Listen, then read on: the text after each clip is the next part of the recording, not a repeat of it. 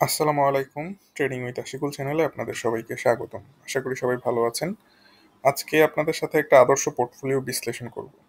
তো আপনারা সবাই মোটামুটি জানেন যে বিগত রমজান শুরু হওয়ার ১-২ দিন আগে একটা পোস্ট করেছিলাম যে যাদের পোর্টফোলিওতে ৩০% বেশি লস থাকবে তারা চাইলে পোর্টফোলিও মেইলে পাঠাতে পারেন। সেটার উপর বেস করে আমি অ্যানালাইসিস করার চেষ্টা করব এবং একটা সুপরামর্শ দেওয়ার চেষ্টা করব কি করলে আপনার পোর্টফোলিওতে ভালো রেজাল্ট আসতে পারে।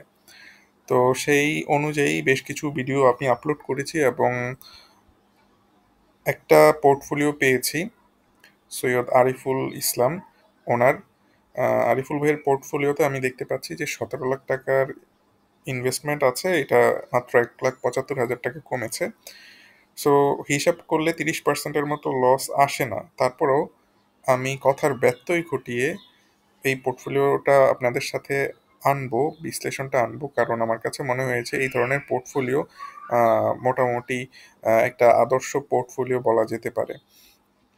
আচ্ছা, এটার কারণ আমি বলছি আপনাদের সাথে।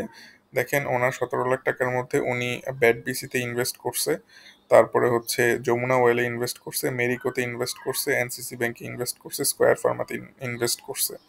তো দেখা গেছে যে ওনার বড় বড় ইনভেস্টমেন্টগুলা ব্যাট বিসি, মেরিকো আর হচ্ছে স্কোয়ার ফার্মাতে আছে। সো এই ধরনের স্ট্রং ফান্ডামেন্টাল ধরে উনি ইনভেস্ট করে রাখছে। তো স্বভাবতই বলা যায় উনি হচ্ছে নর্মালি ইনভেস্টর। উনি ট্রেডিং মনে হয় না খুব বেশি একটা করে।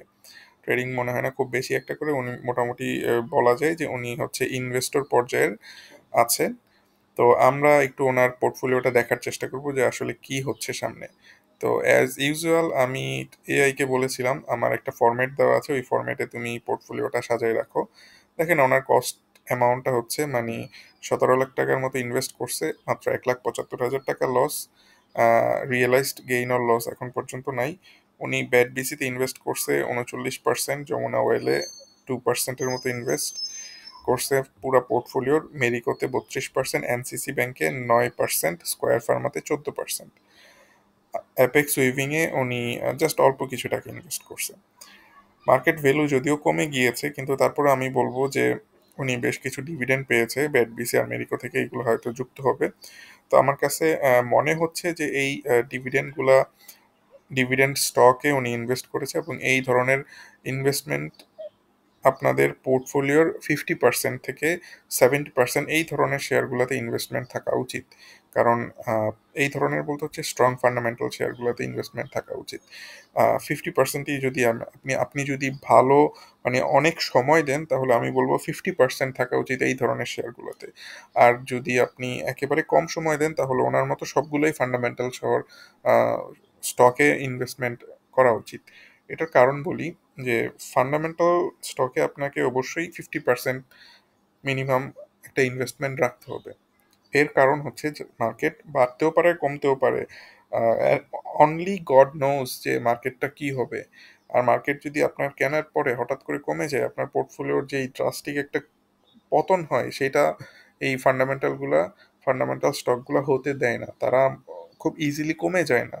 সো এই কারণে আপনার উচিত যে প্রত্যেকটা পোর্টফোলিওতে এই ধরনের ফান্ডামেন্টাল কিছু স্টক রাখা যেগুলো ভালো ডিভিডেন্ড দেয়। এই স্টকগুলো যদি আপনার থাকে, তাহলে আপনি মোটামুটি নিশ্চিত থাকতে পারবেন এবং ওই বাকি 50% যেই টাকাটা আছে আপনার, সেই টাকাটা যদি আপনি নিয়মিত মার্কেট দেখতে থাকেন বা মার্কেটে সময় দেন, তাহলে আমি বলবো বাকি 50% টাকাটা দিয়ে আপনি মোটামুটি ট্রেডিং করতে পারেন অল্প কিছু দিনের জন্য। যেটা আমি বলবো যে ওই যে এনসিসি ব্যাংক, অ্যাপেক্স উইভিং বা হচ্ছে এই টাইপের যেই একটু ছোট শেয়ার যেগুলো আছে, সেইগুলোতে ইনভেস্টমেন্ট করলে আপনার মোটামুটি ভালো হবে। তো আমরা ওনার পোর্টফোলিওটা এখন দেখার চেষ্টা করব। উনি ব্যাট বিসি কিনেছে ১৮৩০টা, অনেক টাকা কিনেছে। সো আলটিমেটলি ওনার অ্যাভারেজ কস্ট হচ্ছে ৩৮৭ টাকা। দেখি ব্যাট বিসি সামনে কি করবে বা কি ধরনের সিচুয়েশন এটার জন্য ওয়েট করছে।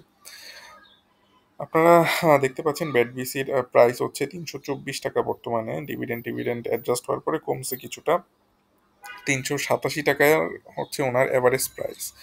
তো যেহেতু অনেকটা কমে গিয়েছে ব্যাট বিসির প্রাইসটা, তো ব্যাট বিসির আমি বলবো যে ৩১৭ টাকা বা ১৮ টাকা লেভেলে এটার একটা বড় স্ট্রং সাপোর্ট লেভেল রয়েছে। এই স্ট্রং সাপোর্ট লেভেলটা যদি হোল্ড করতে পারে, আমি বলবো যে এখানে আরও কিছু ব্যাট বিসি ওনার যেই টাকাটা আছে, এক্সট্রা অ্যামাউন্টটা আছে, ওই বেশি না, মাত্র 1841 টাকা, বা উনি যদি আরও কোনো টাকা ইনভেস্ট করতে পারে তাহলে এই জায়গাতে ইনভেস্ট করতে পারে উনি 317-18 টাকা লেভেলে ইনভেস্ট করতে পারে। কারণ এটা এটা একটা মোটামুটি ভালো লেভেলের একটা সাপোর্ট জোনে আছে বলা যায় এই শেয়ারটা। যদিও একটা লং টার্মের ডাউন ট্রেন্ড ছিল, সরি লং টার্মের আপ ট্রেন্ড ছিল, আপ ট্রেন্ডটা একটু ভাঙছে মনে হচ্ছে, বাট আমার কাছে এটা ওই যেহেতু ইএনআই ভলিউম কম, তার মানে হচ্ছে এটা আসলে ফেক ব্রেকআউট হয়তো দিয়েছে। তো মোটামুটি আমি বলবো যে এই লেভেলে যদি আবার আর একটু কিনতে পারে উনি, তাহলে অনেক ভালো একটা জাম দিতে পারে এই ব্যাট বিসিটা। 317 টাকা লেভেলে এটার হচ্ছে, বা 20 টাকা লেভেলে এটার হচ্ছে স্ট্রং সাপোর্ট। এই সাপোর্টটা হরাইজন্টাল সাপোর্ট বলবো আমি। হরাইজন্টাল সাপোর্টটাতে যেহেতু আছে 324 টাকায় আছে, মানে মাত্র 4-5 টাকার গ্যাপ। সো এখানে যদি আবার একটা এন্ট্রি নিতে পারে, ওনার অ্যাভারেজ প্রাইসটাও কমে যাবে এবং এটা আস্তে আস্তে আবার যদি বাড়তে থাকে, যদি আরেকটা ডাব্লিউ প্যাটার্নের মতো ক্রিয়েট করে, মার্কেট তো ডাব্লিউ প্যাটার্ন ক্রিয়েট করতে যেও পারতেছে না, কিন্তু এটা যদি আবার মার্কেটটা ভালো হইলে এটাও যদি ক্রিয়েট করে, তখন বেশ ভালো একটা জাম্প কিন্তু উনি পেয়ে যাবে ওনার শেয়ারগুলো থেকে, ওনার এই ব্যাট বিসি শেয়ার থেকে। সো আমি রিকমেন্ড করবো এটাতে আবার যাতে উনি কিছুটা ইনভেস্টমেন্ট করে রাখতে পারে, সেই জন্য। তারপরে আমরা যমুনা অয়েল, মাত্র 2% শেয়ার আছে যমুনা অয়েলের ওনার, খুব বেশি শেয়ার নাই। 200টা শেয়ার আছে, 178 টাকা করে অন অ্যাভারেজ উনি কিনেছে। খুব ভালো লেভেলেই বলবো যে কিনেছে, তেমন খারাপ কিছু দেখি না। এই লেভেলগুলোতে যদি কিনতে পারে তাহলে কিন্তু বেশ ভালো পসিবিলিটি থাকে। ধরেন এখন যেই সিচুয়েশনে আছে, এই যে এই 178 বা 175 টাকায় যে আছে, 160-65 টাকায় এটার একটা বড় সড়ো সাপোর্ট আছে। এবং এই সাপোর্টটা যদি ধরে, এই সাপোর্টটা যখনই ধরে তখন কিন্তু এই সাপোর্টটা থেকে 160 থেকে আপনার 200 টাকা পর্যন্ত চলে যায় শেয়ারটা। সো এখানে একটা কুইক গেইন উনি পেতে পারে। যখন একটা আপ মুভমেন্ট আসবে মার্কেটে, তখন এখান থেকে একটা কুইক গেইন পেতে পারবে। আর আমি বলবো যে যদি এটা 160-এর নিচেও চলে যায়, তারপরেও শেয়ারটা যেহেতু স্টেবল, কখনো আপনাকে একেবারে মেরে ফেলবে না। দেখেন সর্বনিম্ন দাম এই শেয়ারটার হচ্ছে 140 টাকা করোনাকালীন সময় হয়েছে, এরপরে কিন্তু এত নিচে আর কখনো নামে নাই। এটা আস্তে আস্তে এখান থেকে রিকভার করে উপরে ওঠার চেষ্টা করছে। সো আমি বলবো যে আন্তর্জাতিক মার্কেট যদি স্থিতিশীল থাকে, বাংলাদেশের যদি ইকোনমিটা একটু ঠিক থাকে, তাহলে দেখা যাবে যে এই যমুনা অয়েল শেয়ারটাও খারাপ করবে না, এখান থেকে আস্তে আস্তে বাড়তে থাকবে। মোটামুটি বলা যায় যে আর একটু যদি কমে 160 টাকায় যদি আসে, তাহলে ওনার এটা তো রিইনভেস্ট করা উচিত, এটার কোয়ান্টিটিটা, পার্সেন্টেজটা, পোর্টফোলিও ইনভেস্টমেন্টটা বাড়ানো উচিত এই জায়গাটাতে। এবং যদি রিইনভেস্ট করেই, তাহলে 160 200 টাকায় একটা ছোটোখাটো প্রফিট করতে পারবে। আর যদি মার্কেট অনেক বুম থাকে, তাহলে আমি বলবো ফাইনাল প্রফিটটা উনি 220 টাকা লেভেলে করে ফেলবে। তাহলেই মোটামুটি লেভেলের একটা সেট হয়ে যায় যে এই লেভেল পর্যন্ত হয়তো মার্কেটটা আসতে পারে। 220 বলছি দেখে যে 220 এরকম না, 215 টাকাও আসতে পারে, বলা যায় না। এটা মার্কেট দেখে আপনাকে ডিসিশন নিতে হবে যে কত পর্যন্ত প্রফিট করতে পারবেন। খুব বেশি কিন্তু প্রফিট হবে না। দেখেন 170ই ধরি, যদি ওনার অ্যাভারেজ প্রাইস থাকে, তাহলে 25-30% 1-1.5 বছরে হয়তো প্রফিট করতে পারবে। আর 6 মাসের মধ্যে হয়তো প্রফিট করতে পারবে 15-16%। ব্যাংকের চেয়ে কিছুটা বেশি, এবং এটা সেফ বলা যায় যে এখানে টাকাটা কমে যাওয়ার তেমন সম্ভাবনা থাকে না। অন্যান্য শেয়ার যেরকম 40 টাকায় কিনলে আপনার 20 টাকা হয়ে যায়, এই শেয়ারটা কিন্তু 200 টাকায় কিনলে 100 টাকা হয়ে যাচ্ছে না, 100 টাকা হবে না, এই ধরনের ইয়েতে নাই। আর বর্তমানে যেহেতু 175 টাকায় আছে, 166 টাকা থেকে এটা খুব ভালো একটা, 160 বা 166 টাকা থেকে এটা খুব ভালো একটা আপওয়ার্ড মুভমেন্ট দিতে পারে। মেরিকো শেয়ারটা ওনার বেশ ভালো পরিমাণেই আছে, 210টা শেয়ার আছে। 2400 টাকাতে হচ্ছে ওনার, 2400 টাকাতে হচ্ছে ওনার অ্যাভারেজ প্রাইস। বর্তমানে যেই সিচুয়েশনে আছে, আমরা দেখি কত টাকায় আছে। মেরিকোটা হচ্ছে 2383 টাকায় আছে। খুব বেশি বাড়ে, মানে খুব বেশি উপরে কিনে নেই উনি, এটা মনে হয় রিসেন্টলি পোর্টফোলিওটা সাজাইছে এবং বেশ ভালোই আছে বলা যায়। তবে আমি মেরিকো শেয়ারের মধ্যে দেখতে পাচ্ছি যে একটু প্রবলেম তৈরি হচ্ছে। দেখেন ওপরের দিকে যাচ্ছে, ওপরের দিকে যাওয়ার পরে একটা ফ্ল্যাট পজিশনে আসছে, এবং একটা জিনিস দেখেন যে একটা ডাউন ট্রেন্ডের মতো একটা চ্যানেল ক্রিয়েট করার চেষ্টা করছে। দেখেন এখানে একটা চ্যানেল ক্রিয়েট করার চেষ্টা করছে, একটা ডাউন ট্রেন্ড লাইন আমি ড্র করতে পারছি এখান থেকে একেবারে পারফেক্টলিও যদি আমি আঁকি, তাহলেও দেখবো যে আমার মোটামুটি ডাউন ট্রেন্ড লাইনটা ভ্যালিড একটা ডাউন ট্রেন্ড লাইন। সো এই ডাউন ট্রেন্ড লাইন যদি ব্রেক করতে না পারে তাহলে হেভি ইনভেস্টমেন্টে যাওয়া উচিত হবে না। ডাউন ট্রেন্ড লাইনটা কততে এখন? বর্তমানে হয়তো 2400 টাকাতে আছে। 2400 টাকার উপরে যদি এটা যেতে না পারে তাহলে হেভি ইনভেস্টমেন্টে যাওয়া কারোর জন্যই উচিত হবে না। বর্তমানে তো 2300 কত টাকা, 83 টাকায় আছে। এটা এটা দেখেন একটা ট্রায়াঙ্গেল প্যাটার্নের মতো ক্রিয়েট করার চেষ্টা করছে, যদি আমি এইভাবেও চিন্তা করি। আহ, একটা ট্রায়াঙ্গেল প্যাটার্নের মতো ক্রিয়েট করার চেষ্টা করছে। যদি কোনোভাবে এই ট্রায়াঙ্গেল প্যাটার্নটা ব্রেক করে ফেলে, যদি কোনোভাবে এটা 2320 টাকার নিচে চলে আসে, বা আমি যদি আরো বড় লেভেলে চিন্তা করি, না এত বড় লেভেলে চিন্তা করা উচিত হবে না এখন আপাতত, যে একেবারে যদি লং টার্মে বিবেচনা করে তাহলে বলবো যে 2275 টাকার নিচে চলে আসলে এটা আর ধরে রাখা উচিত হবে না। এটা আর ধরে রাখা উচিত হবে না যদি এটা এখান থেকে, আর শর্ট টার্মে যদি এটা আপনার 2300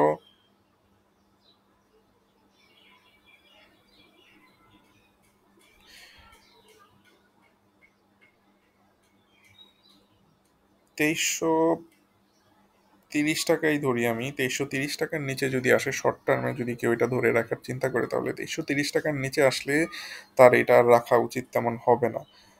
যদি 2330 টাকার নিচে চলে আসে, ভালো শেয়ার, সবকিছুই ভালো, ফান্ডামেন্টালও ভালো, কিন্তু আমার কাছে দেখে মনে হচ্ছে যে যেহেতু একটা বড় আপ ট্রেন্ডে ছিল এবং এই আপ ট্রেন্ডটা মোটামুটি শেষ হয়ে গিয়েছে, আহ, বেশ কয়েকবার 200 ডে মুভিং অ্যাভারেজের নিচে গিয়ে আবার উপরে গেল, একটা সাপোর্ট নেওয়ার চেষ্টা করছে। এই সাপোর্টটা টিকতে পারে কিনা এটা একটা দেখার বিষয়। যদি টিকতে না পারে তাহলে কিন্তু একটু নিচে চলে আসবে এবং তখন একটা down trend, permanent down trend start হয়ে যাবে। বর্তমানে দেখা যাচ্ছে একটা দুইটা লোয়ার লো তৈরি করে, লোয়ার হাই তৈরি করেছে, এখন পর্যন্ত লোয়ার লো তৈরি করে নেই।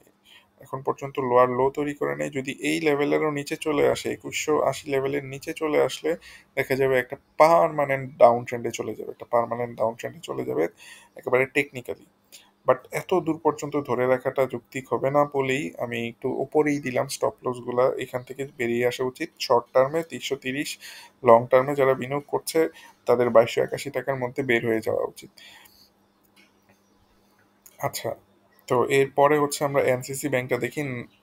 9%-এর মতো আছে এনসিসি ব্যাংকটা।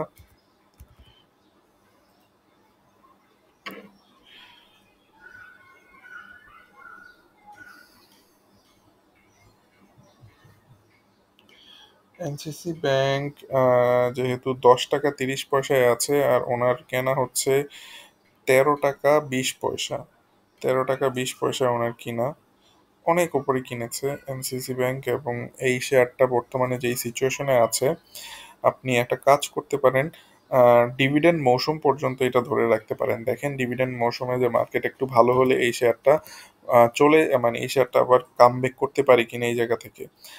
যদি একটা ডাবল বটম এখান থেকে ক্রিয়েট করতে পারে,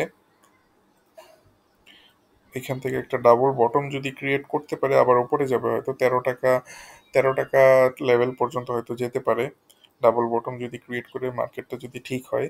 কিন্তু যদি কখনো দেখেন যে 980 টাকার নিচে চলে যাচ্ছে শেয়ারটা, আপনার এখান থেকে কিন্তু বের হয়ে যাওয়া উচিত হবে।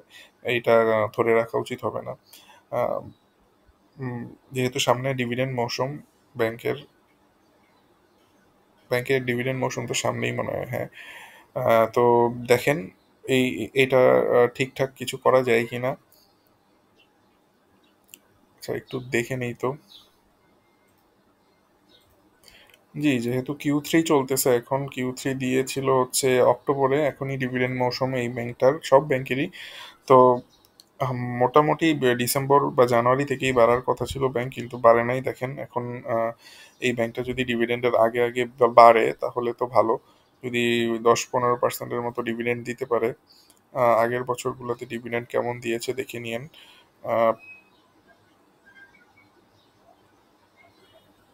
ইপিএস 3.31 আছে, আগে 12% দিছিল ক্যাশ। তো এরকম 10-12-15% যদি দিতে পারে তবে দেওয়ার সম্ভাবনা কম।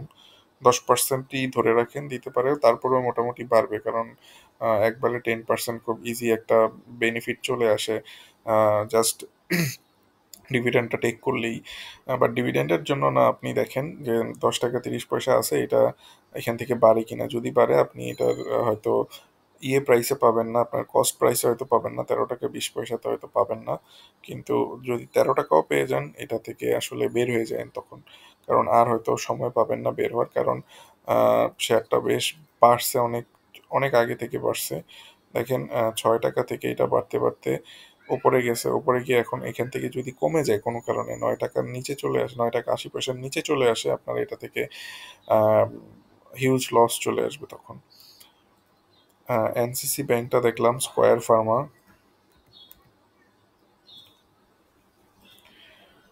স্কয়ার ফার্মা ওনার 14% মতো কিনা, 231 টাকায়, 231 টাকায় কিনা ধরে রাখেন এই শেয়ারটা। আশা করি যে কোনো সময় পারবে। দেখেন অনেক আগে একটা একটা ফেক ব্রেকআউট দিয়েছিল, একটা ফেক ব্রেকআউট দিয়েছে স্কয়ার ফার্মা শেয়ারটা এই সেপ্টেম্বরের দিকে 2024-এর। কিন্তু আলটিমেটলি সে আবার নিচে চলে আসছে, যেহেতু ওভারঅল মার্কেট খারাপ ছিল। আবার কিন্তু আমি মোটামুটি শিওর এই শেয়ারটা যখন বাড়বে তখন বেশ খানিকটা বেড়ে যাবে, একেবারে অনেকটুকু উপরে চলে যাবে। আপনি এটা ধরে রাখেন। যেহেতু ভালো শেয়ার, ডিভিডেন্ডও টেক করতে পারেন এবং এটাতে আস্তে আস্তে ইনভেস্টও করতে পারেন। ইনভেস্ট করে এই জিনিসগুলো ধরে রাখতে পারেন যে মোটামুটি ভালোই যেহেতু দিচ্ছে ডিভিডেন্ড। সো যদি কখনো 220 টাকার উপরে চলে যায়, তাহলে দেখবেন যে এটা খুব তাড়াতাড়ি 278 এবং এর উপরে 300 টাকার উপরে চলে যাবে একটা সময়ে। কিন্তু এটাকে হচ্ছে এই স্ট্রং যে ডাউন ট্রেন্ডটা আছে, এই ডাউন ট্রেন্ডটা ব্রেক করতে হবে এখানের। আশা বা ডাউন ট্রেন্ডের খুব ব্রেক করার খুব কাছাকাছি চলে আসছে, একটা ফেক ব্রেকআউট দিয়ে আবার সে এই ডাউন ট্রেন্ড লাইনটাকে নেগোশিয়েট করার চেষ্টা করছে। যখনই এই ডাউন ট্রেন্ড লাইনটাকে ব্রেকআউট করতে পারবে, আমরা খুব ইজিলি একটা বড়সড় আপ মুভমেন্ট দেখতে পারবো এই শেয়ারটাতে। সো এই শার্টটার জন্য রিকমেন্ড থাকবে আস্তে আস্তে কেনা। বেড বিসি, তারপরে হচ্ছে যমুনা অয়েল, স্কোয়ার ফার্মা, এগুলো অ্যাভারেজ করতে পারেন। কিন্তু মেরিকো আর এনসিসি ব্যাংক আমার না থাকবে। অ্যাপেক্স উইভিং এটা আসলে দেখার কিছু নাই, এটা কি দেখতে পারবো কিনা সেটাও জানি না। এটা তো আপনার খুব কম পরিমাণে আছে। সো এইগুলা উনি গ্যামলিং করার জন্য করছে, ঠিক আছে, আপনি মজা পাইছেন। এখন 50% অবশ্য লস। আপাতত বিক্রি না করে ধরে রাখেন, এটা হয়তো 12-13 টাকায় আবার যদি আসে তখন এটা ছেড়ে দিয়েন। আপনি আর সেই 14 টাকা যাবে না হয়তো, 12 টাকা পর্যন্তই আপনি ধরে রাখতে পারেন, মানে ওপরে আসলে ছেড়ে দিতে পারেন, 12 টাকায় আসলে ছেড়ে দিতে পারেন। তো এই ছিল মোটামুটি আমাদের আজকের আলোচনা। যারা এতক্ষণ থাকলেন তাদেরকে অসংখ্য ধন্যবাদ। সবাই ভালো থাকবেন, সুস্থ থাকবেন, আল্লাহ হাফিজ।